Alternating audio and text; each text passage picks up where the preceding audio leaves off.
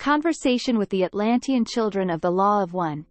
Part 13. Consciousness, Emotions and Spiritual Evolution. Question. You first existed as pure consciousness which differed from the original inhabitants of this realm. Does this mean consciousness and spiritual essence are two different things?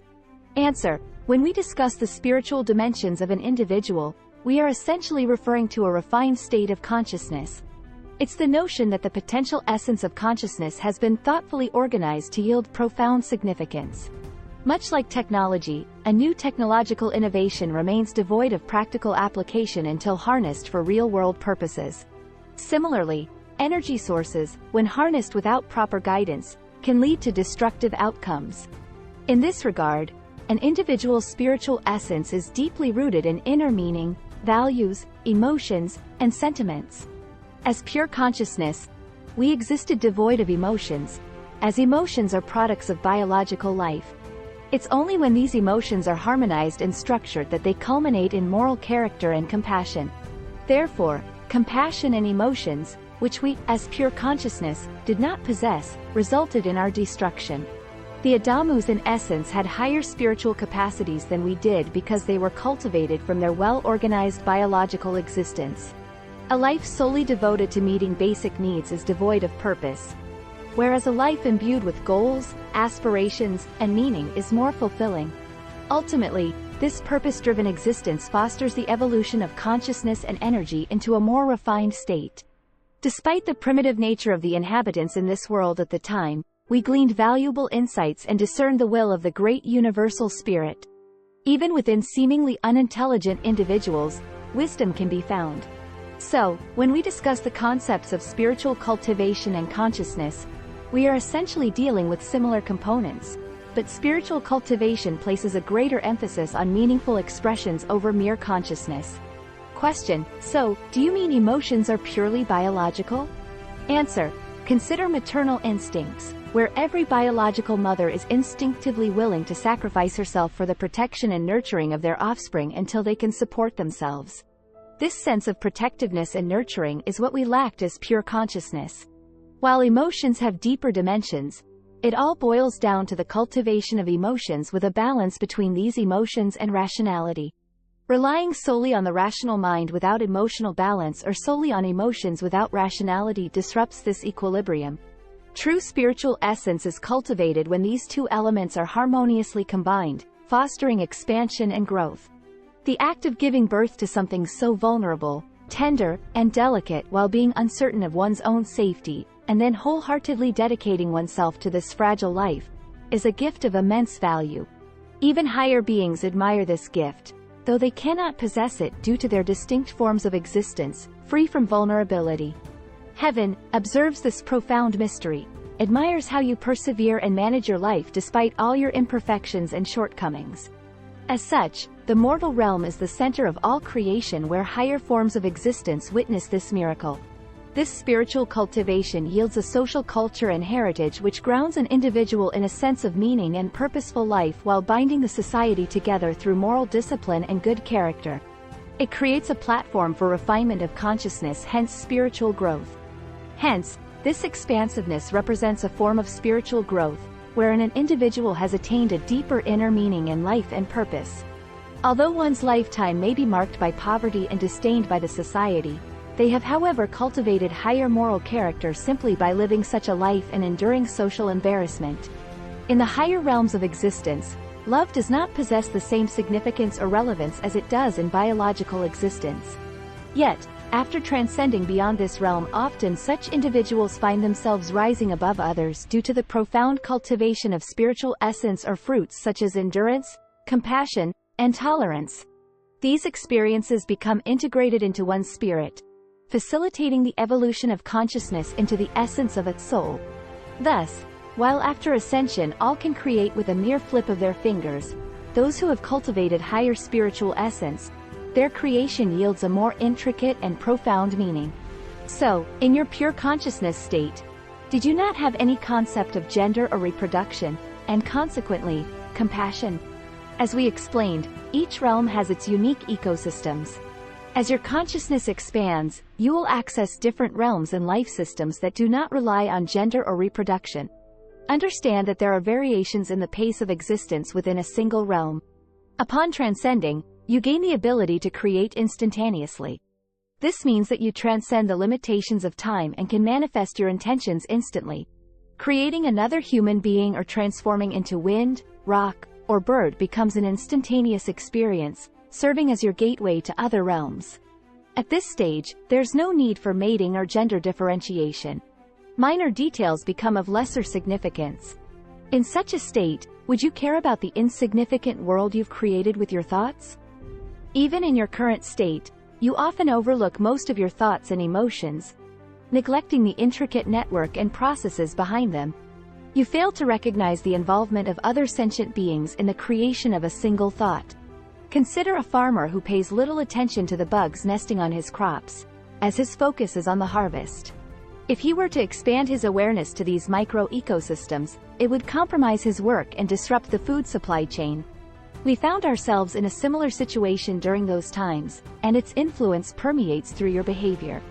However, if the farmer civilization had expanded their consciousness to embrace and consider these micro-ecosystems of bugs and other unseen insects, they would adopt a different approach.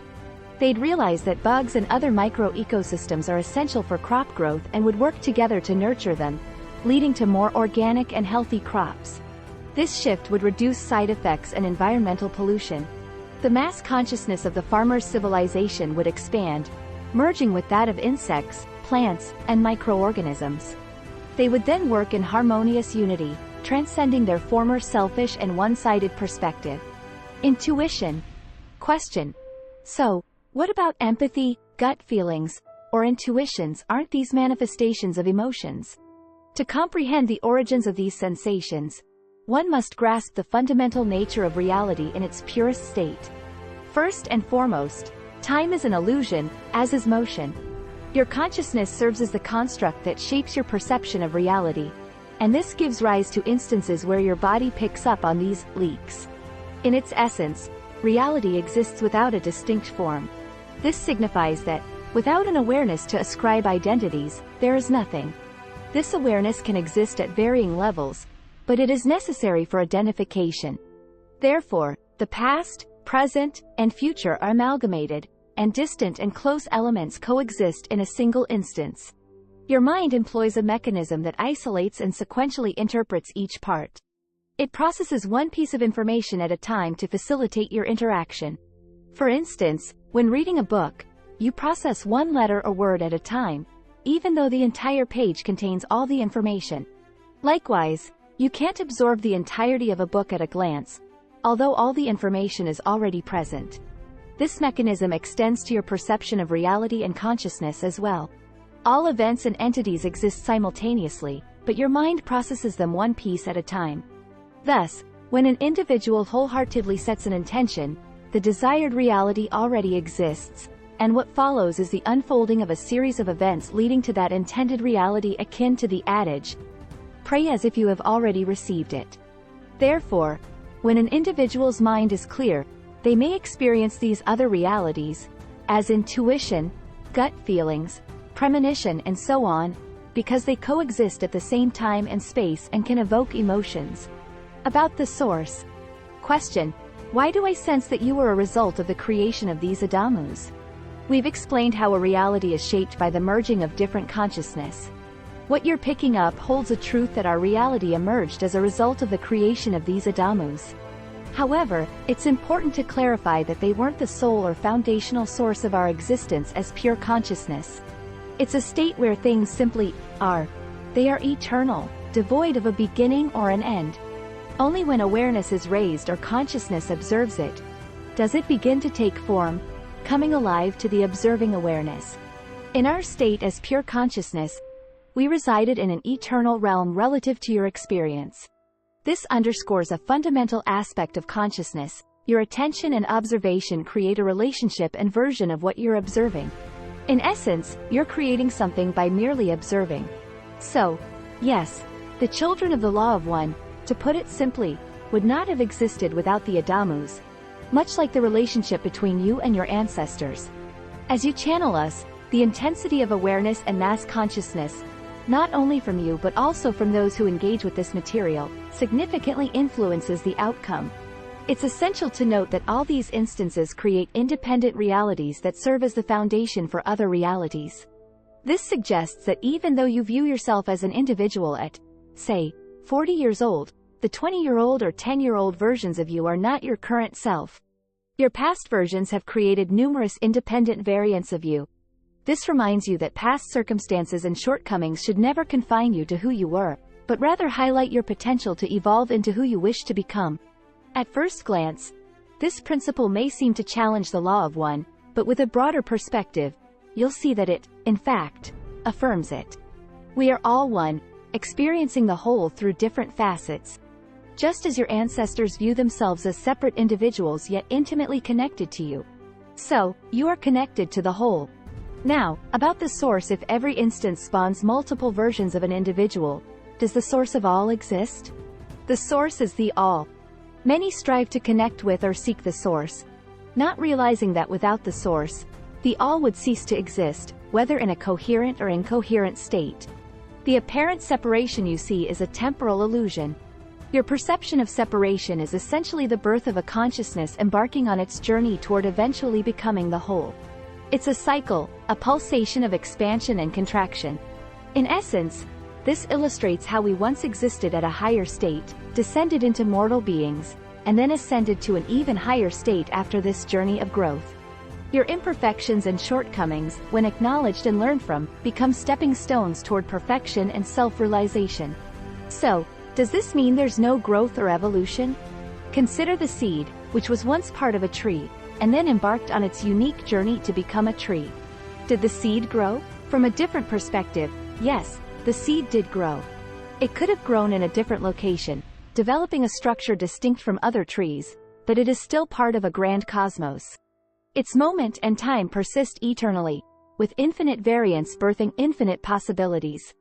Any consciousness can always tune into that specific era of the tree to observe and interact with it, further creating more variance. This eternal aspect makes the tree and its territories the source of its eternal variance, while being part of those variants, thus making it its own creator.